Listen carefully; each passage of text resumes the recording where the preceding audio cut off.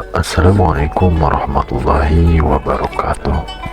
Allahumma sholli ala sayyidina Muhammad wa ala ali sayyidina Muhammad. Talabul ilmi faridatun ala kulli muslimin wa muslimat. Menuntut ilmu itu wajib bagi orang muslim laki-laki maupun perempuan.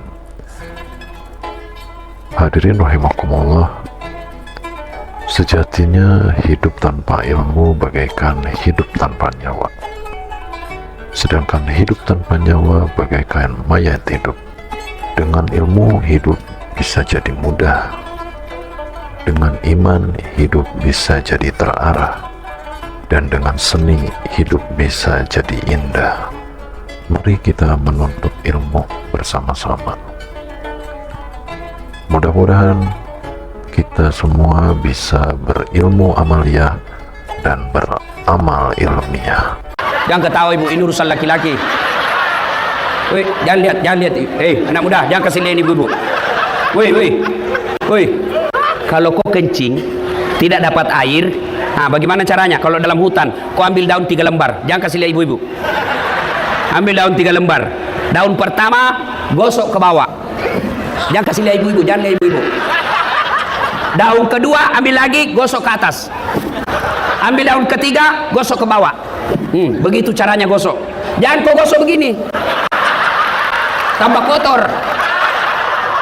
Dan ingat, sebelum kau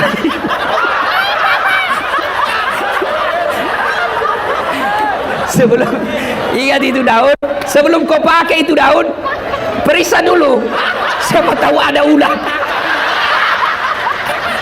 Hancur kau beleng-beleng. Orang kaya, orang miskin, raja-raja, rakyat biasa, wali kota. Kau yang bilang, bos. Jangan dulu, belum 2 periode. Semua mati. Berarti yang jadi masalah bukan mati. Yang jadi masalah illa wa antum muslimun, kecuali dalam keadaan beragama Islam. Berarti ayat ini Allah ingin ingatkan kepada kita, hei, hati-hati kalian warga Tanjung Balai. Kau lahir agamamu Islam, kau khitan syariat Islam, nikah syariat Islam, tapi belum tentu kau mati dalam keadaan Islam. Adakah orang Islam yang mati kafir? Banyak. Siapa mereka? Contoh aja nih, contoh, jangan marah. Sabung ayam. Wih, ada juga di sini. Beleng-beleng. Didapat sama polisi. Ini judi, dikejar sama polisi. Judi, jangan lari. Lari dia. Jangan lari. Polisi kejar. Polisi tidak bisa kejar. Kenapa? Besar perutnya.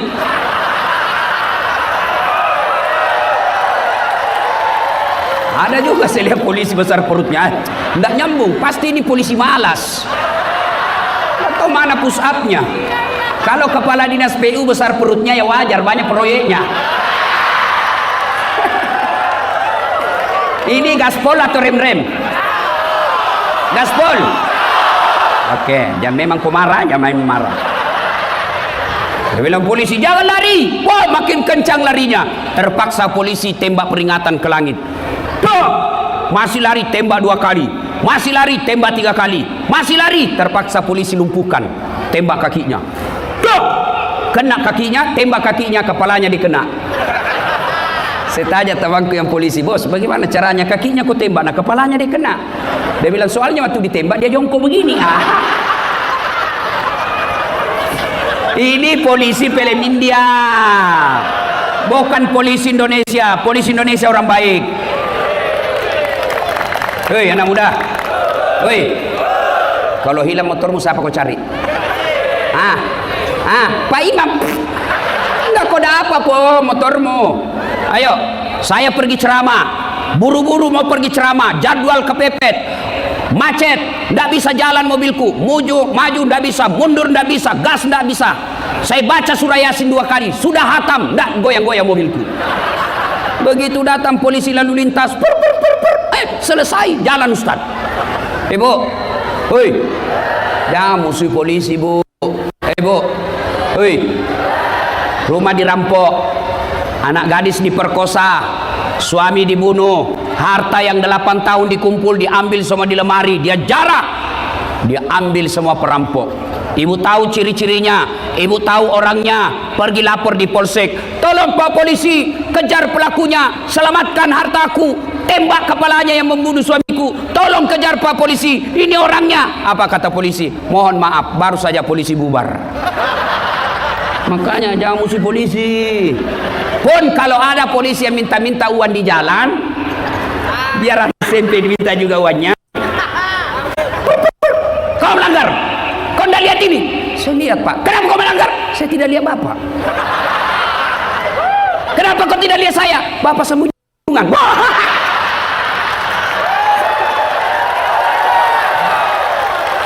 Itu polisi film India, bukan polisi Indonesia. Polisi Indonesia, saya kasih tahu kok. Kenapa ini acara bisa jadi? Kenapa? Karena polisi kasih kita izin. Kalau tidak ada izin dari polisi, tidak jalan tablik akbar, bos. Makanya doakan polisi supaya menjadi polisi yang dicintai rakyat Indonesia. Siapa lagi yang bisa mati dalam keadaan kafir? Siapa? Mereka yang menerima serangan fajar kalau pilkada. Baru kau itu. Woi anak muda. Kalian yang sudah punya KTP, jangan lagi kau terhasut kalimat yang mengatakan tidak usah kau urus politik. Jangan. Salah kalian kalau tidak mau urus politik. Bodoh orang kalau bilang apa itu politik kotor. Kalau politik kotor tidak ada orang sarjana politik. Ya. Jangan lagi kau berpikir tidak usah urus pilkada, tidak usah kau pergi nyoblos. Goblok. Tahu goblok? Beleng-beleng. Tahu beleng-beleng? Dongo. Ayo, kenapa perlu peduli politik? Dek, kamu bilang begini, sudahlah kau sekolah aja yang baik. Kau pergi sekolah dari jam 7, pulang setengah 4. Tiap hari kau ranking 1 selesai kuliah. Kau juara umum di kampusmu, IP-mu 3,9. Tapi yang memegang pemerintah di kotamu, wali kotamu tidak peduli lapangan kerja, maka lebih banyak orang luar masuk menjadi kerja di sini. Kalian menjadi pengangguran, kalian IP-mu 3,9.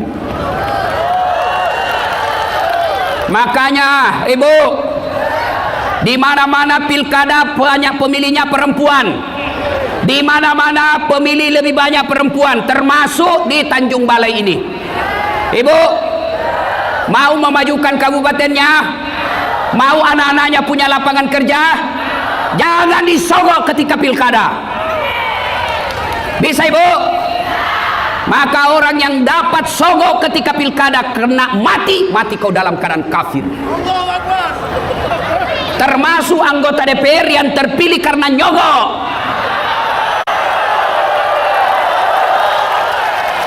Ada begitu di Tanjung Balai. Banyak. Kau salah, kenapa kau pilih nyogok? Mestinya jangan kau pilih.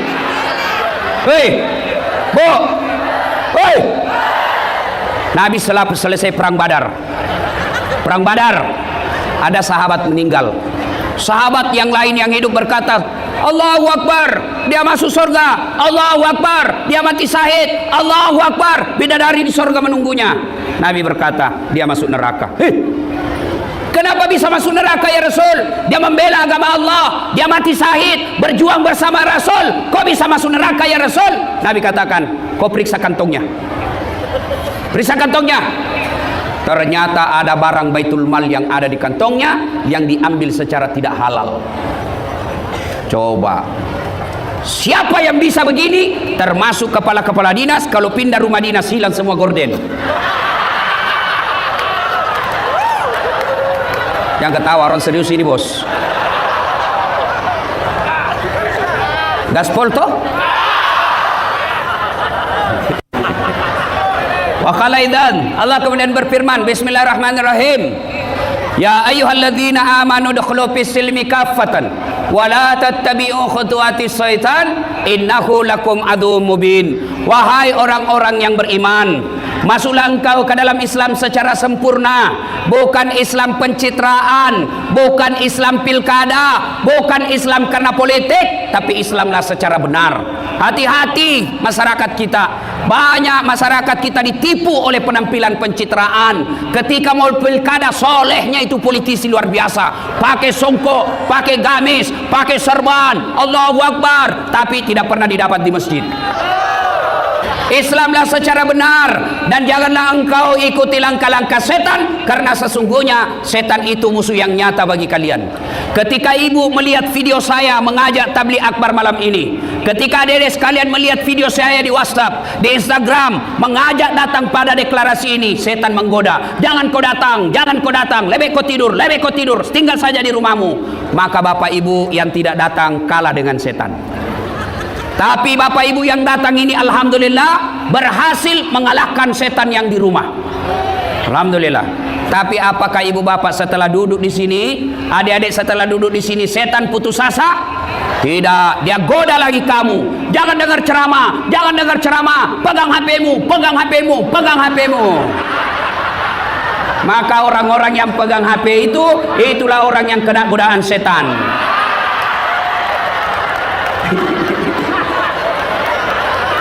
Kalau sudah tahu bahwa pegang HP saat ceramah godaan setan, masih dia pegang HP-nya, maka bukan godaan setan yang mengenai dia, tapi dia sudah jadi setan.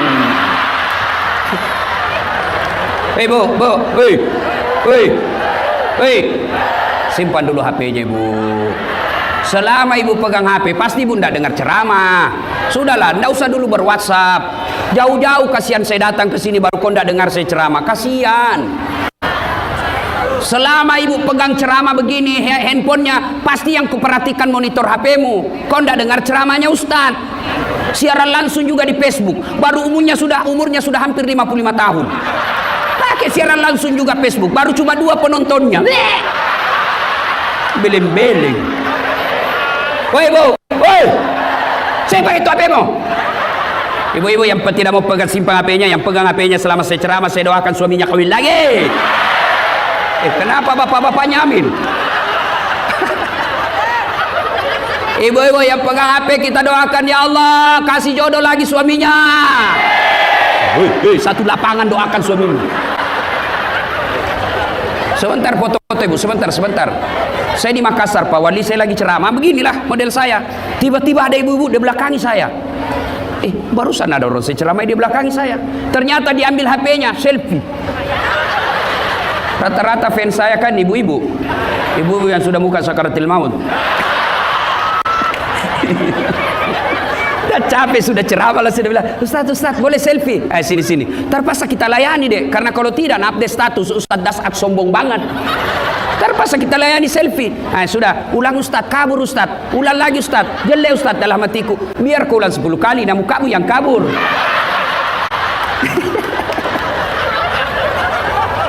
Simpan HP, simpan dulu. Mohon berkenan Bapak Ibu sekalian, jangan ada yang siaran langsung. Bisa? Boleh bantu saya? Kasihanilah saya, jangan ada siaran langsung. Simpan dulu HP ya, boleh ya? Minta tolong tidak ada yang siaran langsung. Bisa? Oke. Wa qala idzan bismillahirrahmanirrahim.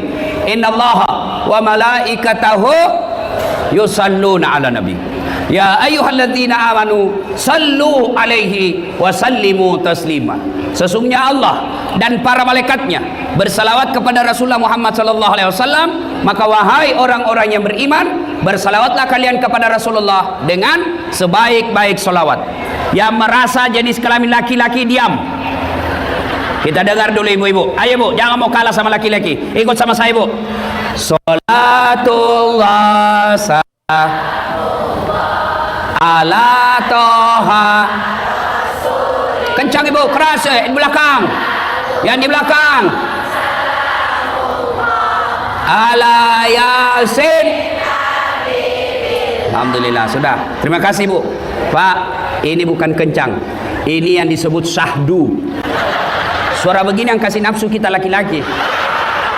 Makanya ibu, kalau kau ditelepon kepala dinas, jangan mendayu-dayu suaramu pegawai honor. Assalamualaikum dek. Waalaikumsalam.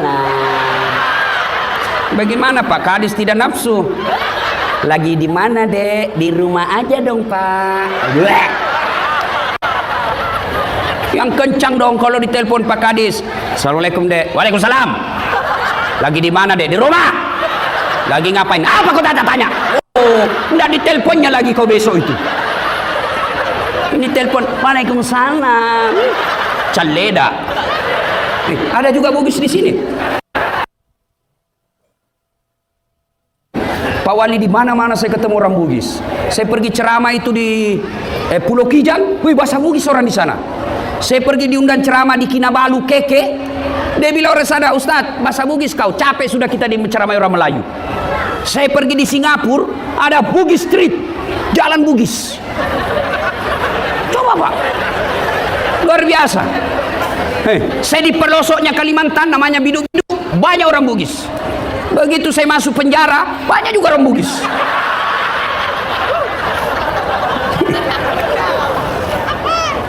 Ayo, ibu-ibu diam, kita dengar bapak-bapak. Ayo anak muda, adik-adik remaja, kencangkan suaramu. Buktikan bahwa kalian cinta kepada Rasul dengan berselawat dengan semangat. Ayo ikut-ikut.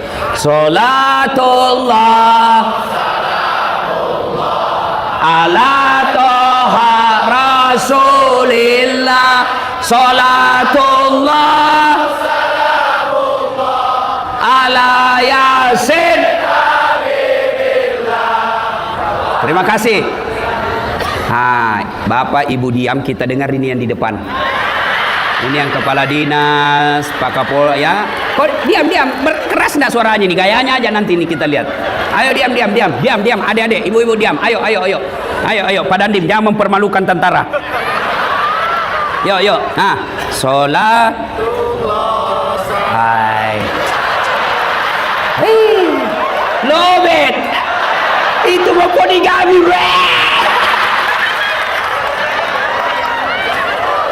Ayo kita semua bareng-bareng semua, ibu, adik, remaja, laki semua, ayo bareng-bareng semua. Salatullah salam ala toha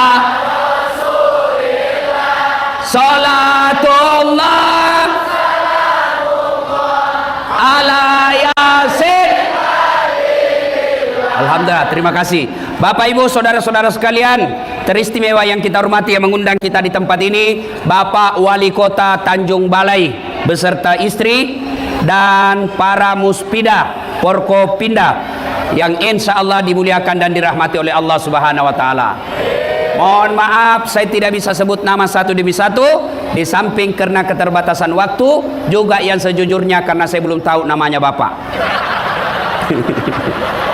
Halo Ibu. Nah, poin ceramah satu. Ibu-ibu, ada enggak yang senang dibohongi? Ibu-ibu, senang sama suami pembohong? Senang sama wali kota pendusta?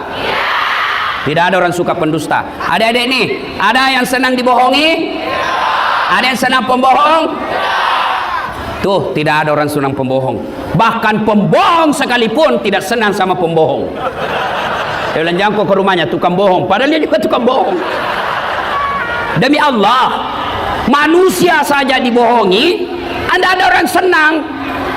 Kita bohong saja sama, misal saya bohong sama wali kota tidak senang sama saya, padahal gampang tobatnya. Saya datang wali kota, selesai kalau dia maafkan saya. Itu pun sudah tidak ada yang senang pembohong. Bagaimana pula kalau pembohongnya kepada Allah? Bagaimana pula kalau dia dicap oleh Allah pendusta agama? Apa yang dimaksud pendusta agama? Salatnya dusta, hajinya dusta, puasanya dusta, umrahnya dusta, bahkan bisa jadi syahadatnya Islamnya pun dusta. Siapa mereka? Ada dalam Al-Quran. Ada yang tahu surah apa? Kalau ada yang tahu saya kasih hadiah. Aduh, ada yang tahu? Mana tadi yang adik suci? Ada yang tahu surah apa?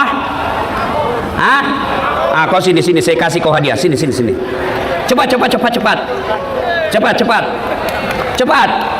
Biar kau jatuh lari juga. Ayo. Saya kasih kau hadiah, Dek. Sini. Cepat. Gagah memang. Tapi sebelum Bapak jawab ada passwordnya. Siapa namanya neneknya Ustadz Dasat? Nggak tahu Ustaz. Lain kali jadi pemuda Islam, jadi orang Islam, jawab saja mau salah atau tidak urusan belakang. Jangan langsung bilang tidak tahu, itu namanya tidak kreatif. Coba kau jawab, siapa namanya neneknya Ustadz Dasat? Bila saja Abdul Latif, belum tentu mereka juga tahu. Surah apa? Surah Al-Ma'un. Al-Ma'un, apa artinya itu Al-Ma'un? Orang-orang yang berdusta. Pendusta agama. Maka Bapak dapat hadiah dari Dasat Latif 50.000. Beda rasanya uang Ustadz dengan kepala dinas PU. Sudah. Nah, dusta saja sama istri tidak senang. Ibu-ibu, ini buka-buka pembohong sama istri. Alasan rapat-rapat ternyata pergi merapat. Ya, karena kita laki-laki ini kan tergantung istri. Bagaimana kita tidak bohong kalau kita dijadikan kayak tahanan politik? Sedikit-sedikit menelpon, di mana kau Pak? Di mana kau? Di kantor. Bohong, di mana kau? Di kantor. Coba video call. Ini gendut. Lihat ini. Kita kayak di ini. Dia siksa suaminya kayak apa saja. Bagaimana kita tidak bohong?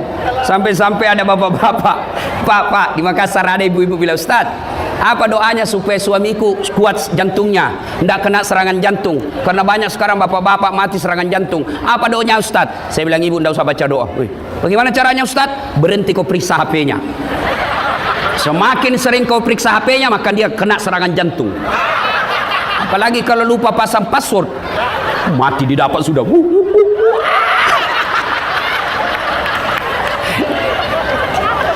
Bu, tidak ada orang suka pembohong kan?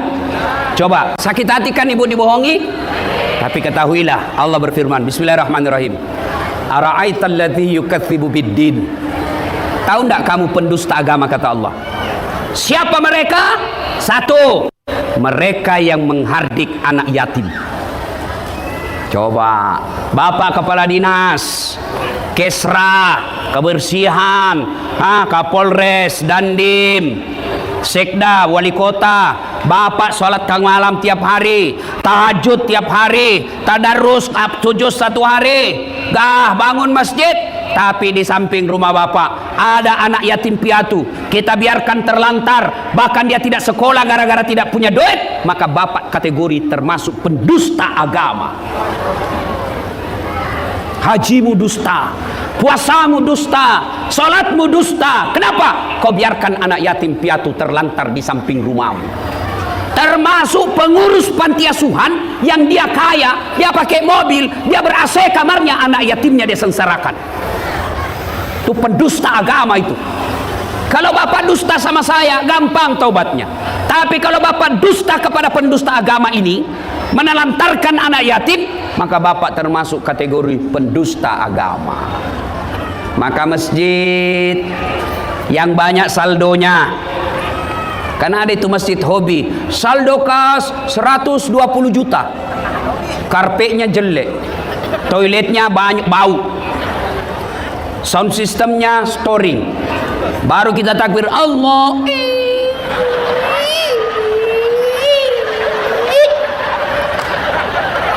Juga masjid begitu, saldo kasnya 120 juta, toiletnya tidak ada airnya,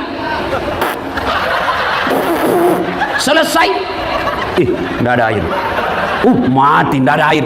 Kalau kencing bisa dikasih begini, selesai. Jangan ketawa ibu, ini urusan laki-laki. Jangan lihat, anak muda, jangan kasih lihat ibu-ibu. Kalau kau kencing tidak dapat air, bagaimana caranya? Kalau dalam hutan, kau ambil daun 3 lembar, jangan kasih lihat ibu-ibu. Ambil daun 3 lembar. Daun pertama gosok ke bawah, jangan kasih lihat ibu-ibu, jangan lihat ibu-ibu. Daun kedua ambil lagi, gosok ke atas. Ambil daun ketiga, gosok ke bawah. Begitu caranya gosok. Jangan kau gosok begini, tambah kotor. Dan ingat, sebelum kau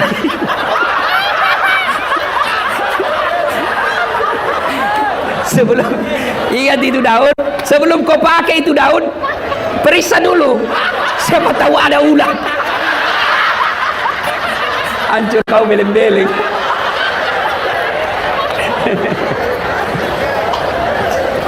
Ayo, Bapak Ibu pengurus masjid, takmir masjid, masjid sudah habis dia mau dibangun.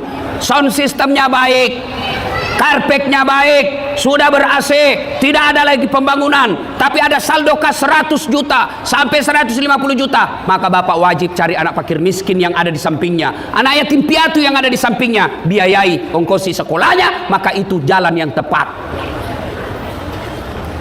Nah, tepat sekali wali kota mendeklarasikan pemerintah peduli anak yatim.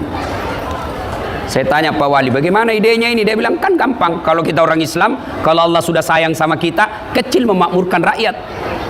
Ya memang betul. Al-Quran menjelaskan, walau anna ahlal qura amanu wattaqau lafatahna alaihim barakatim minas samai wal ard.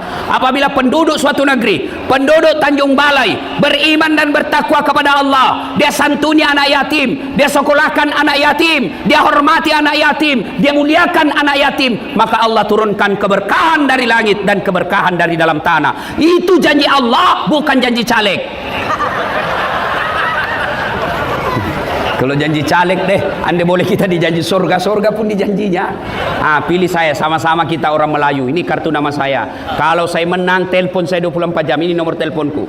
Begitu terpilih, dia ganti nomor HP-nya. Beling-beling.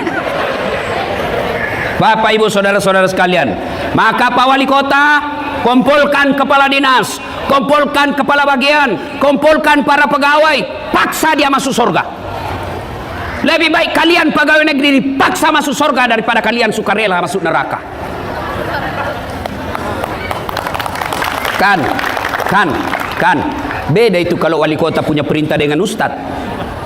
Coba kalau wali kota bilang, saudara-saudara kepala dinas, siapa yang menyumbang untuk anak yatim? Langsung semua, 2 juta Ustaz, Pak Wali, saya 3 juta Pak Wali, saya 5 juta Pak Wali.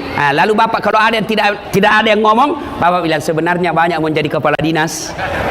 Kalau Bapak tidak siap membantu anak yatim, ya saya mohon dengan hormat Bapak minggir dulu jadi kepala dinas. Oh, langsung nyumbang semua 10 juta Pak Wali.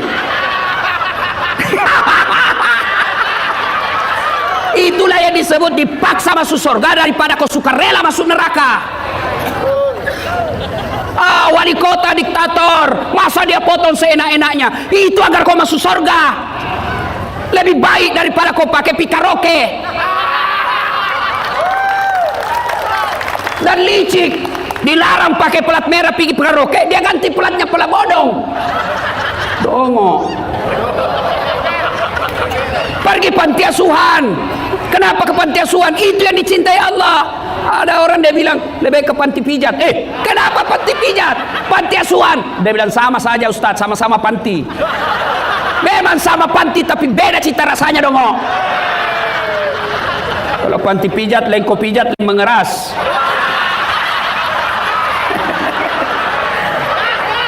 Gaspol.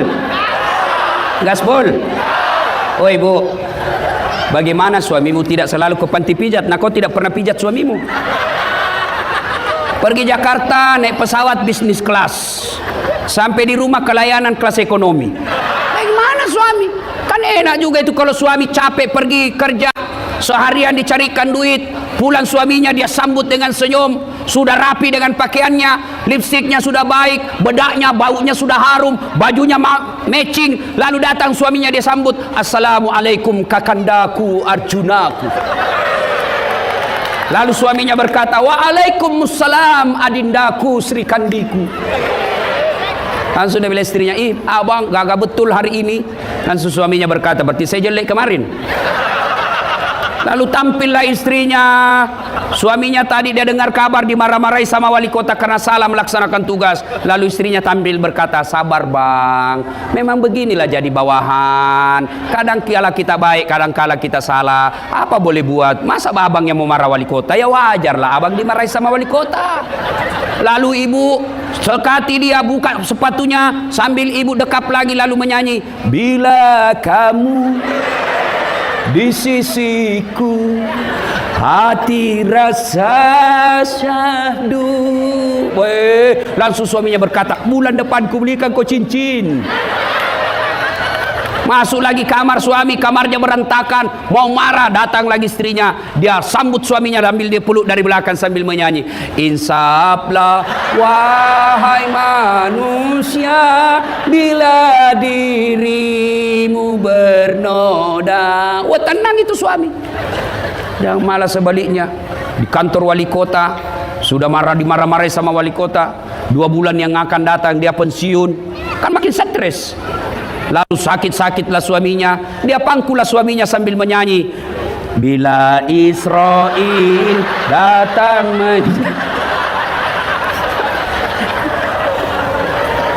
Hei bu, woi, tahu salah satu amalannya Siti Khadijah, suaminya pergi, pulang, Khadijah sudah siap di rumahnya baskom. Apa isinya baskom?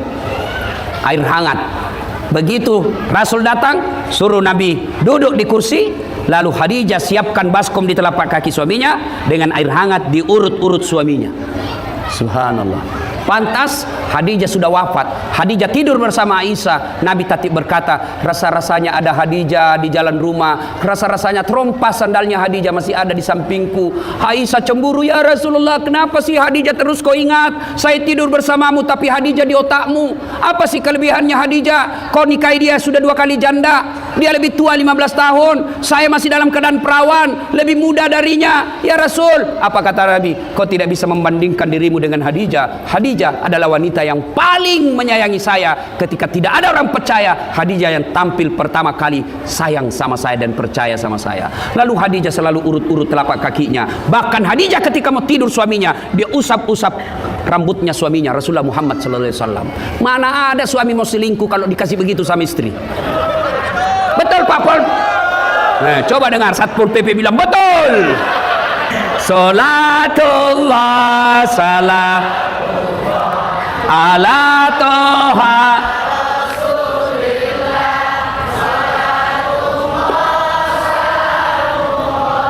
ala yasin, supaya suami tidak ke panti pijat, maka ibu sambil urut-urut telapaknya, urut-urut betisnya, nasihati suami, bang, abang ini kan punya rezeki berlebih, alhamdulillah gaji kita lebih dari cukup, proyek juga sudah jalan, kontraktor juga banyak setorannya bang.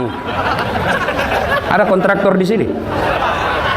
Biasanya yang dekat-dekat wali kota itu umumnya kontraktor.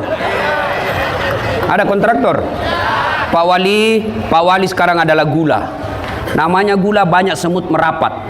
Tapi ketahuilah semut-semut yang dekat dengan Bapak hanya menginginkan gula yang ada di Bapak.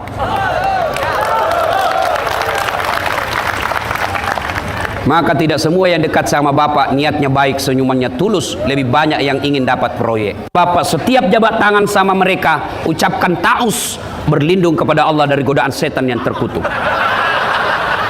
Bagaimana caranya? Begini, a'udzubillahi minasyaitonirrajim, saya berlindung kepada Allah dari godaan setan yang terkutuk.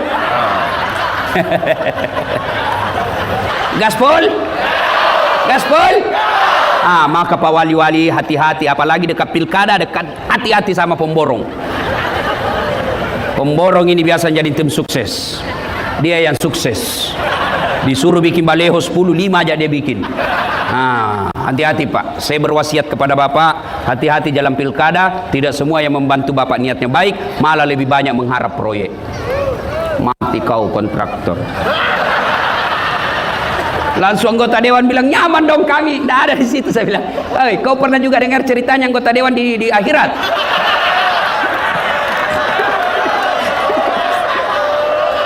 Pernah dengar? Jadi ada penghafal Quran, anak yatim piatu, masuklah dia dalam surga. Dilihat, kenapa banyak anggota dewan di sini? Di negaraku banyak ditangkap gara-gara korupsi. Kok bisa berkeliaran di surga mereka ini? Dia datang sama penjaga surga, malaikat, kenapa banyak ini anggota dewan di sini? Negara saya banyak ditangkap gara-gara korupsi dan persinahan. Kenapa banyak di dalam surga? Kata malaikat, tidak usah kau ribut. Kenapa? Ini cuma reses, sebentar lagi dia pulang ke tempatnya.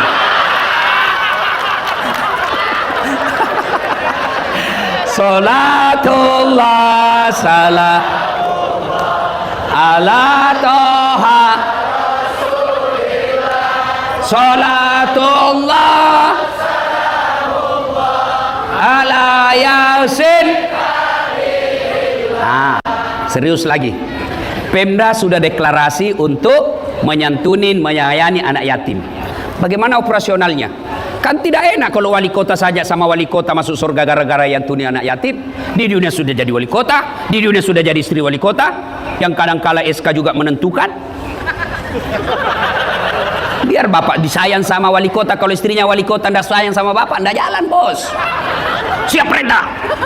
Nah, daripada bapak sudah di dunia wali kota, istri beliau istri wali kota di dunia, masuk lagi surga karena deklarasi anak yatim. Masa kita di dunia kita sudah miskin, rakyat jelata, tidak masuk lagi surga.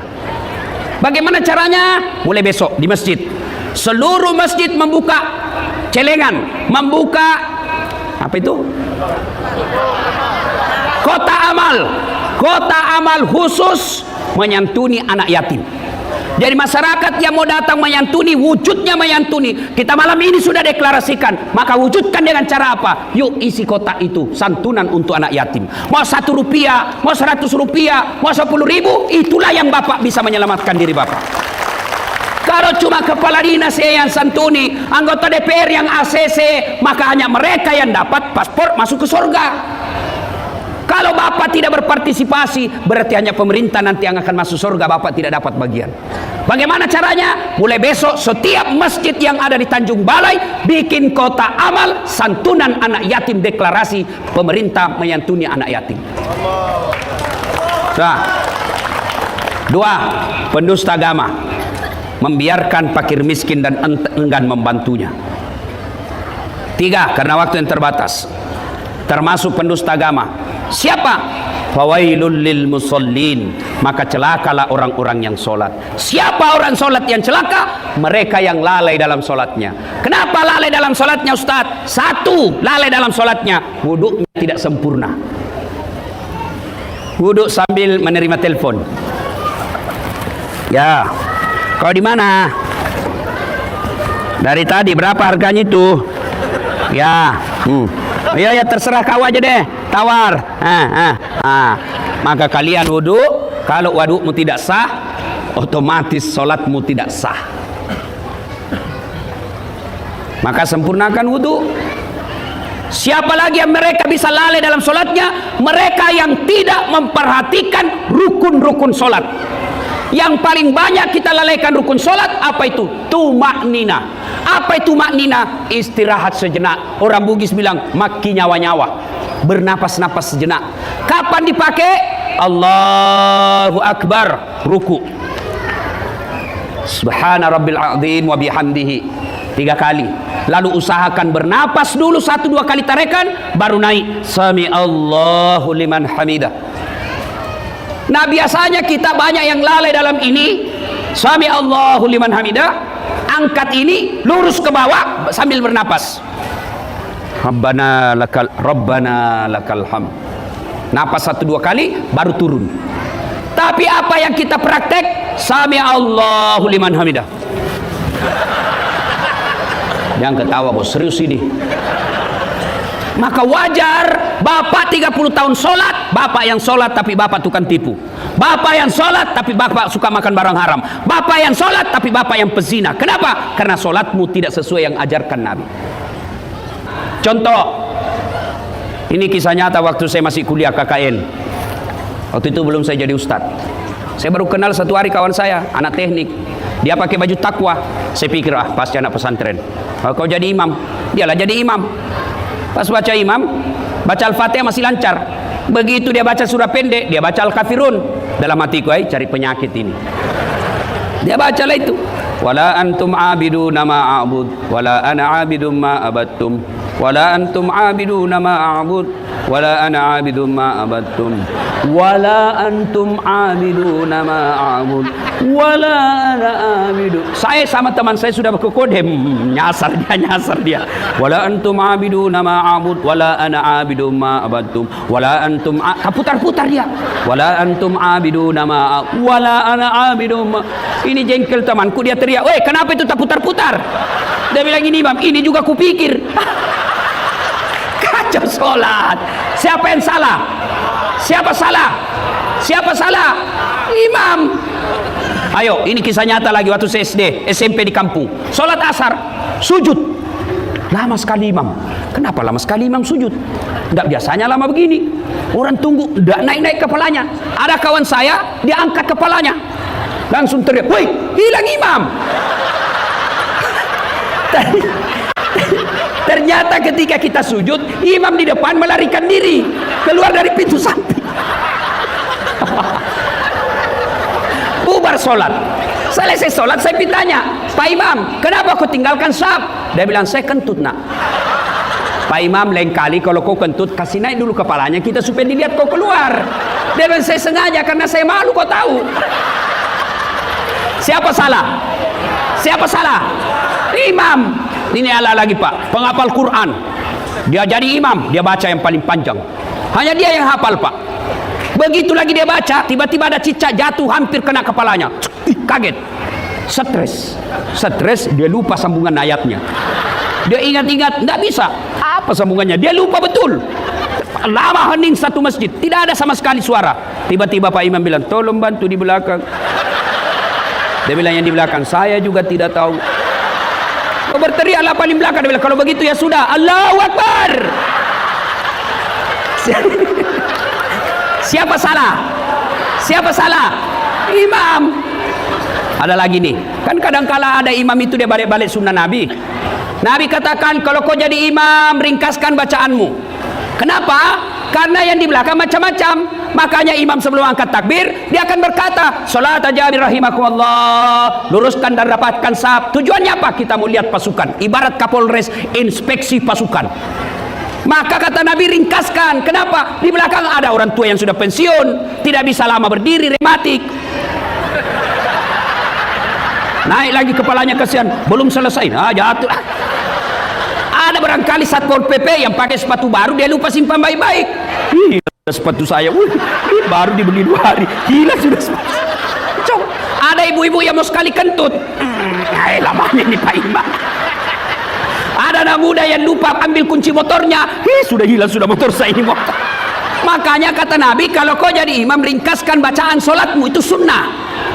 Ini ada imam balik-balik sunnah Nabi, dia jadi imam, la haula wala quwwata illa billah.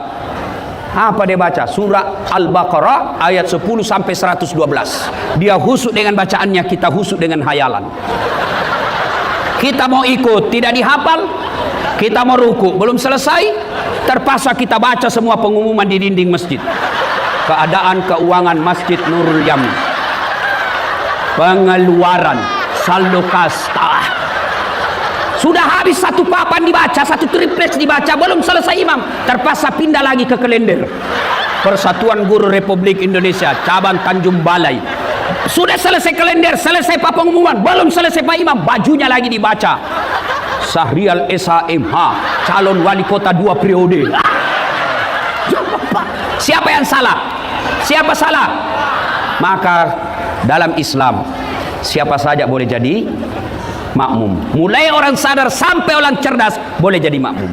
Tapi imam tidak boleh. Kenapa? Kalau salah imam, gagal jamaah kita. Salah imam, kacau jamaah kita. Maka hati-hati milih imam. Jangan milih imam karena duit. Jangan milih imam karena sekampung.